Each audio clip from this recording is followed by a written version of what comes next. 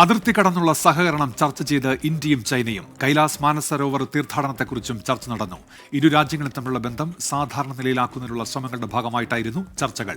വിനീത V G ഡൽഹിയിൽ നിന്ന് വിശദാംശങ്ങളുമായി. വിനീത, എന്തൊക്കെയാണ് വിവരങ്ങൾ?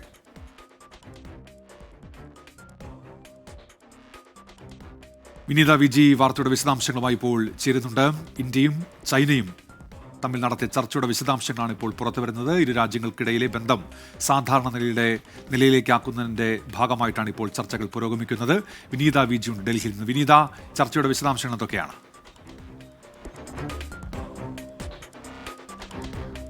ഉന്മേഷ്, ഈ അതിർത്തി സംബന്ധിച്ചുകൊണ്ടുള്ള തർക്കങ്ങളും പ്രശ്നങ്ങളും ഒക്കെ പരിഹരിച്ചതിന് ശേഷം നടന്ന ചർച്ചയാണ്. അതുകൊണ്ട് തന്നെ തുടർ നീക്കങ്ങൾ രമ്യമായി കൂടുതൽ സൗഹൃദമായി മുന്നോട്ട് കൊണ്ടുപോവുക എന്നുള്ളത് തന്നെയാണ് ലക്ഷ്യം. ഇതുമായി ബന്ധപ്പെട്ടുകൊണ്ടുള്ള ചർച്ചകളൊക്കെയാണ് ഈ കൂടിക്കാഴ്ചയിൽ നടന്നിട്ടുണ്ടായിരുന്നത്. ഇതിൽ ഏറ്റവും പ്രധാനം ഈ അതിർത്തി കടന്നുള്ള സഹകരണമാണ്. ഇപ്പോൾ ഇന്ത്യയും ചൈനയും ചർച്ച ചെയ്തിരിക്കുന്നത്.